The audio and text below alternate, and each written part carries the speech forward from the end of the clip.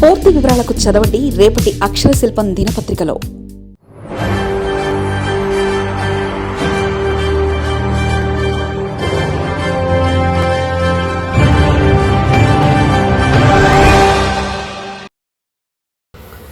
ఢిల్లీపై జనసేనాని పవన్ కన్ను.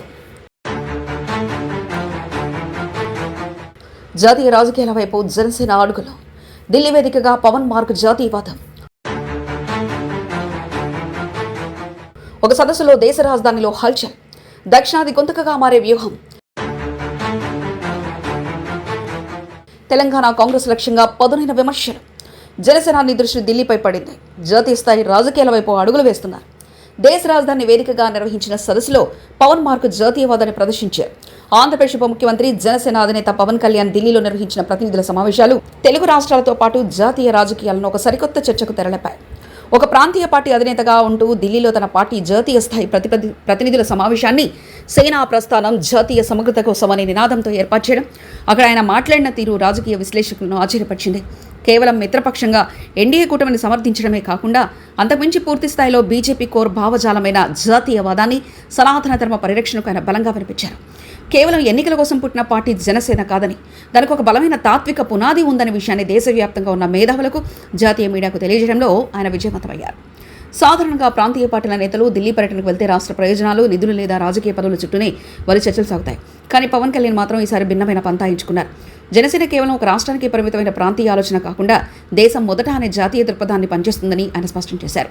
ప్రాంతీయ అస్తిత్వాన్ని, భాషలను, సంస్కృతుల్ని గౌరవిస్తూనే దేశ సమర్థతకు భంగం వాటిల్లకుండా చూడడమే జనసేన అసలు సిద్ధాంతమని చెప్తూ జాతీయ భావజాలానికి తాను ఎంతగా కనెక్ట్ అయ్యారో ఢిల్లీ వేదికగా చాటి చెప్పారు.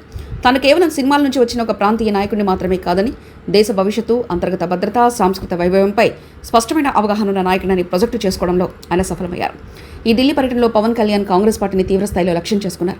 ముఖ్యంగా తెలంగాణలో తాము ఒక సభ పెట్టాలనుకుంటే అక్కడ అధికార కాంగ్రెస్ ప్రభుత్వం పర్మిషన్ ఇవ్వకుండా అడ్డుకున్న ఉదంతాన్ని ఆయన ఢిల్లీలో ప్రముఖంగా ప్రస్తావించారు. దేశంలో ప్రజాస్వామ్యం గురించి మాట్లాడే కాంగ్రెస్ క్షేత్రస్థాయిలో ప్రాంతీయవాదాన్ని వాడుకుంటూ ఇతర పార్టీల గొంతునకు ఎలా వ్యవహరిస్తుందని విమర్శించారు. కాంగ్రెస్ అనుసరిస్తున్న ద్వంద్వ విధానాలకు దేశ ప్రజల ముందు ఉంచడానికి ఆయన ఈ అంశాన్ని జాతీయ వేదికపై లేవనెత్తారు. కాంగ్రెస్ మార్కు జాతీయ పక్షపాతంపై దాడి చేస్తూ ప్రాంతీయ సెంటిమెంట్లను రగిల్చి పబ్బం గడుపుకునే రాజకీయాలను ఎండగట్టారు. జనసేన మాత్రం ప్రాంతీయ ప్రయోజనాలు కాపాడుతూనే జాతీయ సమర్థతకు కట్టుబడి ఉందని స్పష్టం చేశారు. పవన్ కళ్యాణ్ కేవలం ఏపీ రాజకీయాలకే పరిమితం కాకుండా భవిష్యత్తులో దేశ రాజకీయాల్లో ఒక కీలక పాత్ర పోషించాలనుకునే దానికి ఈ ఢిల్లీ పర్యటన ఒక బలమైన సంకేతంగా నిలిచింది. ప్రధానమంత్రి నరేంద్ర మోదీ, అమిత్ షా వంటి అగ్రనేతలకు అత్యంత నమ్మకమైన మిత్రుడిగా మారిన పవన్ దక్షిణాది రాష్ట్రాల్లో తనకున్న క్రేజ్ను ఉపయోగించి ఎన్డీఏ తరఫున ఒక బలమైన గొంతుకగా మారాలని చూస్తున్నారు. ఈ సమావేశానికి కేవలం ఏపీ నేతలే కాకుండా తెలంగాణ, కర్ణాటక, తమిళనాడు, కేరళ రాష్ట్రాల నుంచి కూడా జనసేన ప్రతినిధులు హాజరవడం విశేషం. యువత, జెన్జీ ఓటర్లను ఆకట్టుకుంటూ దక్షిణాది పార్టీని విస్తరించాలనే దీర్ఘకాలిక వ్యూహంతో జనసేన అడుగులు వేస్తుంది. ప్రస్తుతం పవన్ కళ్యాణ్ అడుగులు చాలా క్యాలిక్యులేటర్గా సాగుతున్నాయి. ఏపీలో టీడీపీతో కలిసి ప్రభుత్వాన్ని నడుపుతున్నప్పటికీ తన మార్కు స్వతంత్ర రాజకీయాన్ని ఆయన ఎక్కడ వదులుకోవడం లేదు.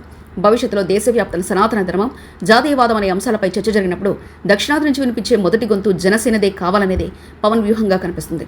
ఒకవైపు క్షేత్రస్థాయిలో పార్టీ కేటర్ను బలపరుస్తుంది, మరోవైపు జాతీయ స్థాయిలో తన ఇమేజ్ను పెంచుకోవడం ద్వారా Pawan Kalyan long term political game ఆడుతున్నారని, భవిష్యత్తు జాతీయ రాజకీయాల్లో జనసేన ఒక కీలక శక్తిగా ఎదిగేందుకు పునాదులు వేసుకుంటున్నారని రాజకీయ విశ్లేషకులు భావిస్తున్నారు.